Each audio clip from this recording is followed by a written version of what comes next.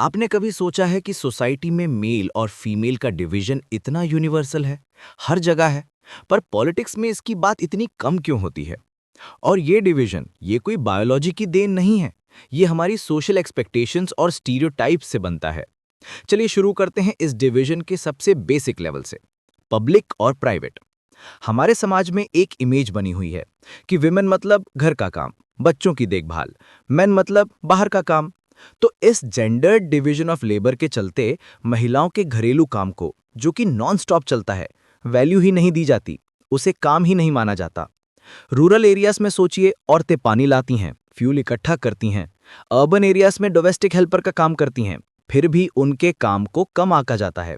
और इस private public divide का सीधा असर पॉलिटिक्स पर पड़ता है।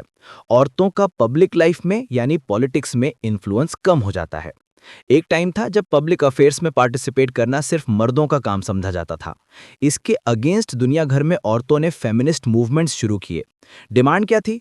इक्वल राइट्स, वोट का अधिकार, better political and legal status, और सबसे इंपॉर्टेंट, एजुकेशन और करियर के इक्वल अपॉर्चुनिटीज। इन्हीं आंदोलनों का नतीजा है कि आज पब्लिक लाइफ में विमेन का रोल बेहतर हुआ है।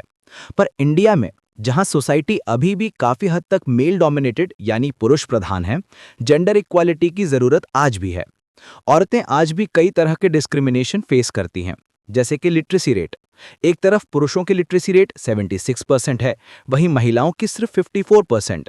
इसका मतलब है कि लड़कियों को हाई एजुकेशन से आज भी दूर रखा जाता है। जॉब्स में भी हाई पेइंग पोजीशंस में औरतें कम हैं। एक एवरेज औरत एक आदमी से रोजाना 1 घंटा ज्यादा काम करती है, लेकिन उसे पेमेंट कम मिलती है और उसके काम को वैल्यू भी कम दी जाती है। 1976 में इक्वल रेम्यूनरेशन एक्ट पास हुआ था, जो कहता है कि सेम काम के लिए सेम सैलरी मिलनी चाहिए। पर स्पोर्ट्स हो, सिनेमा हो, फैक्ट्रीज हो या खेत, ये कानून अक्सर टूटा हुआ मिलता है। इससे भी ज्यादा चिंता की बात है गिरता हुआ चाइल्ड सेक्स रेशियो।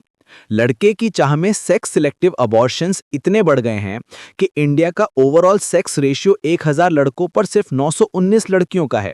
कुछ इलाकों में तो ये नंबर 850 या 800 से भी नीचे चला जाता है। और इसके साथ आती है वायलेंस की problem. Harassment, exploitation, domestic violence, ये सब डिस्टर्बिंग रियलिटीज हैं। तो इसका सल्यूशन क्या है? कई फेमिनिस्ट्स मानते हैं कि जब तक विमेन को पावर में, पॉलिटिक्स में एक प्रॉपर रिप्रेजेंटेशन नहीं मिलेगा, उनकी प्रॉब्लम्स पर ध्यान नहीं दिया जाएगा। एक टाइम था जब लोकसभा में विमेन्स रिप्रेजेंटेशन 5% से भी कम था। आज सिचुएशन बेहतर है, 14% से ज्यादा विमेन एमपीज हैं, जो अब तक का हाईएस्ट है। लेकिन स्वीडन, नॉर्वे जैसे नॉर्डिक देश हमसे अभी भी बहुत आगे हैं। इस प्रॉब्लम को सॉल्व करने के लिए एक बड़ा स्टेप लिया गया लोकल लेवल पर। पंचायती राज सिस्टम में 1/3 यानी 1/3 सीट्स विमेन के लिए रिजर्व कर दी गई। इससे 10 लाख से भी ज्यादा महिला रिप्रेजेंटेटिव्स आज लोकल बॉडीज में एक्टिव हैं। और कई डेकेड्स की डिमांड के बाद फाइनली विमेन्स रिजर्वेशन एक्ट 2023 पास हुआ। इसके तहत अब लोकसभा और स्टेट असेंबलीज में भी विमेन को 33% रिजर्वेशन मिलेगा। यह दिखाता है कि जब जेंडर जैसे सोशल डिविजन्स पॉलिटिकल मुद्दा बनते हैं, तो मार्जिनलाइज्ड ग्रुप्स को फायदा होता है। ठीक है, अब आते हैं एक और डिवीजन पर, रिलीजन।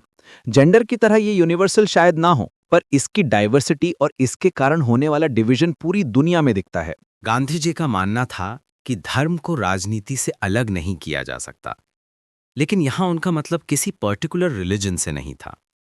उनका मतलब था मॉरल वैल्यूज, एथिक्स, जो सभी धर्मों में कॉमन है।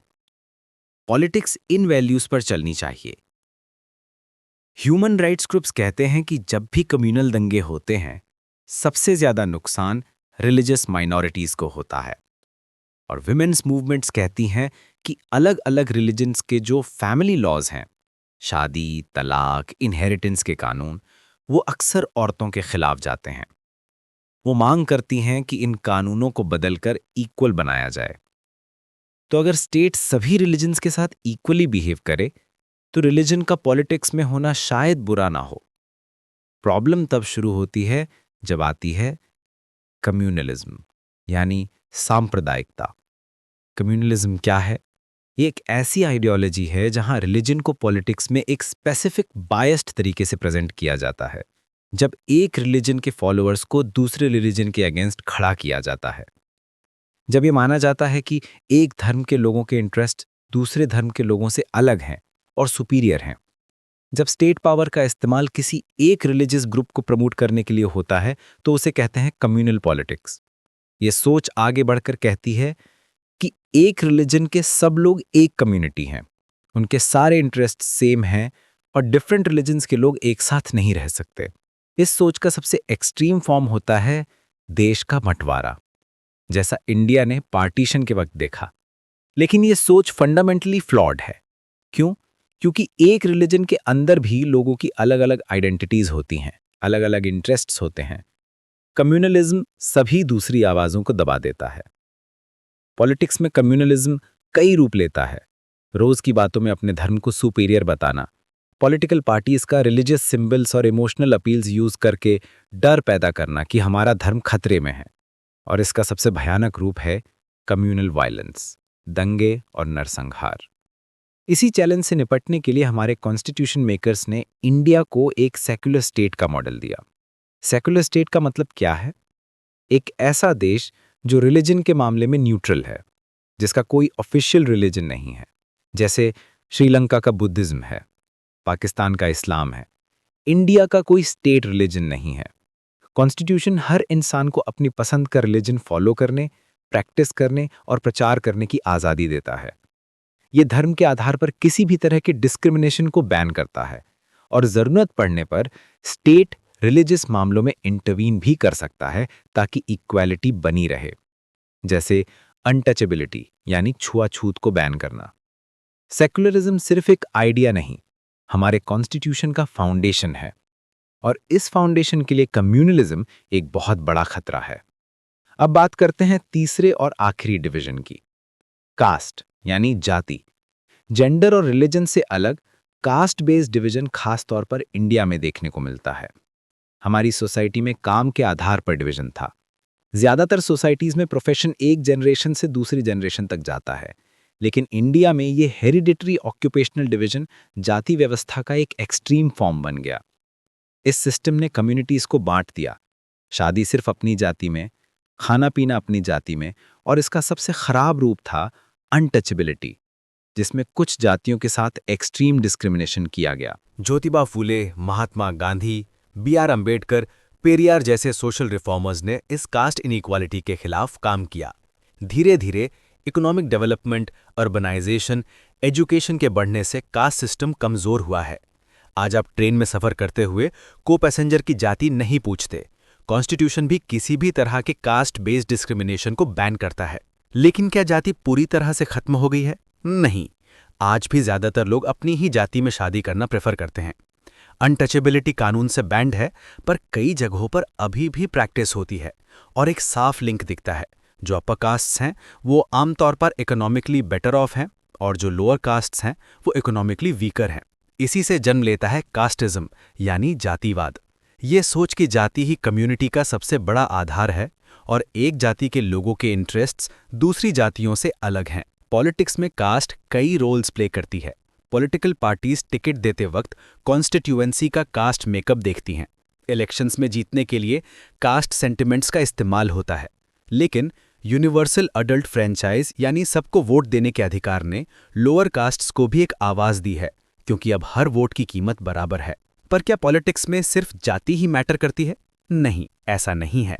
किसी भी एक पार्लियामेंट्री कॉन्स्टिट्यूएंसी में किसी एक जाति की क्लियर मेजॉरिटी नहीं होती, इसलिए हर कैंडिडेट को एक से ज्यादा कास्ट का सपोर्ट चाहिए।